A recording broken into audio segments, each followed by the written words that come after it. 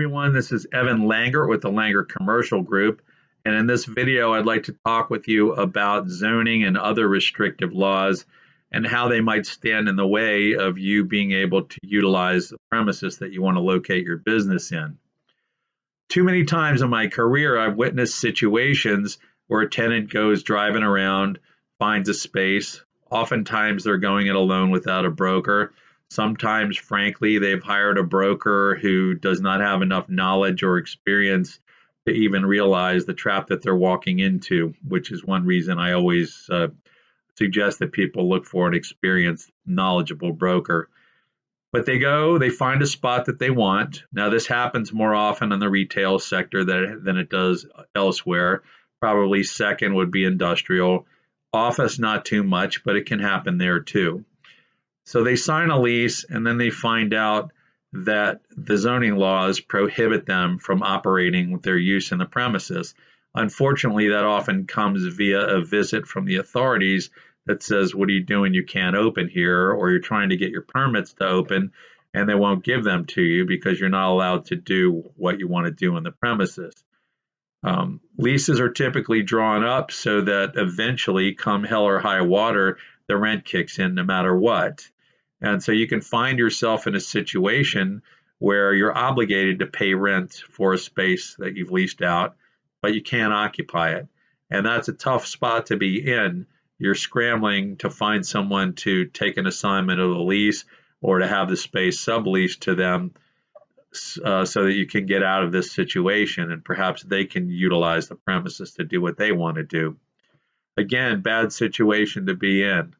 So zoning laws are just one scenario. Some of the others are moratoria. I can think of a couple of situations. I've lived 40 years of my life in Maryland. I was born and raised here. I've lived here again for the last 10 years, but I spent several years out in California. These situations happened out there, but they can happen here too. First one, this was during the dot-com boom a while ago, but the dot-com boom, I think most people know what that is. High-tech companies were taking over the landscape. Some of them wanted atypical work situations. They didn't want to be in an office building. And frankly, in a lot of places, you couldn't find any office space because all the other dot-com companies were taking up all the office space. So increasingly, these companies started to locate in downtown retail areas. And little by little, you would have, first off, in the early part of it, you would have retail store, restaurant.com, retail store, restaurant.com, and eventually it was .com, retail, restaurant.com.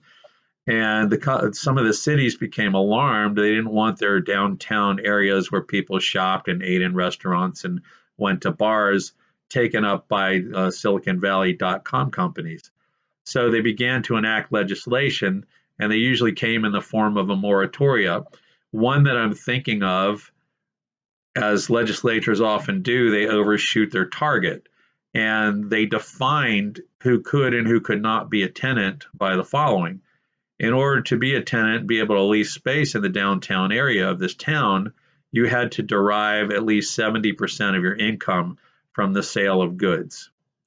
So what did this do? Of course, that meant the dot-com companies couldn't come in there, but who else did it affect? Well, what about a martial arts studio or a gym or a yoga studio or an acupuncture practice or some other medical practice and a lot of other uses? They don't derive 70% of their income from the sale of goods. So inadvertently, I believe it was inadvertent anyway, these users got shut out of the downtown.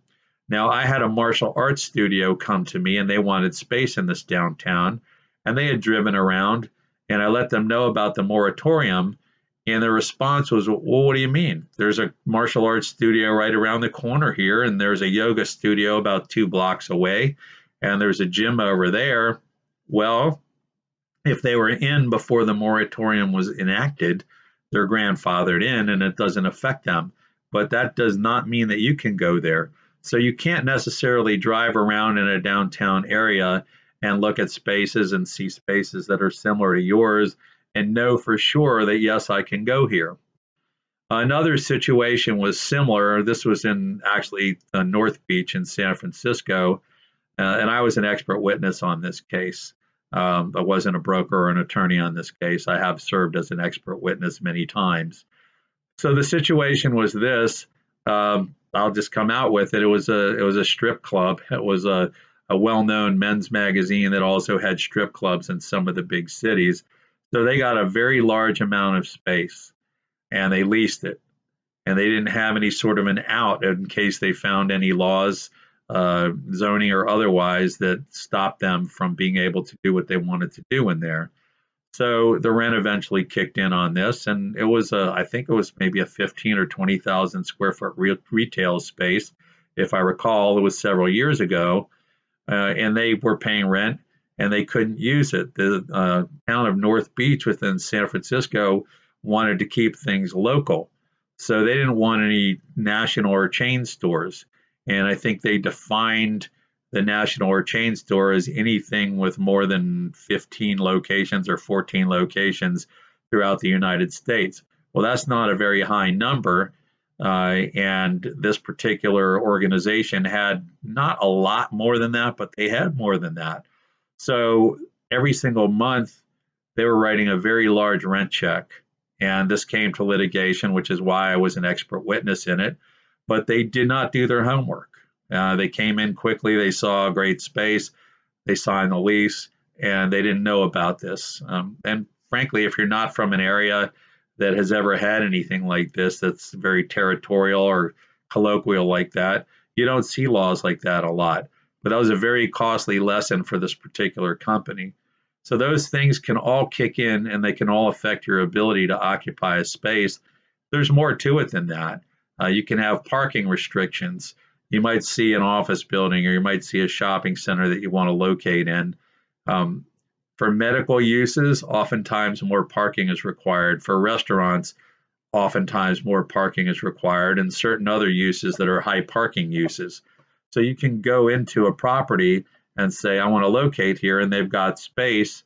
Well, their parking may be over allocated. In other words, there might not be enough parking left for you. And so you can go ahead and sign a lease there and then find out that you don't meet the parking requirements. And there are a number of these types of statutes, in various locations. A good broker ought to know what they are. And so again, I think it's a really bad idea to go it alone. When you are hiring a broker, I think you should be hiring somebody that knows their way around the area, is experienced, has looked into the deeper minutia or seen things happen to know what can stop your tenancy in its tracks and cause a really bad situation. Anyway, as always, my videos are not intended to give any specific advice to anyone for any particular situation. They're general conceptual videos to let you know about issues that can pop up, sometimes how they play out, so that you're aware of them. If you want to talk about your specific situation, please give me a call or email me. I can be reached at 443-529-0505.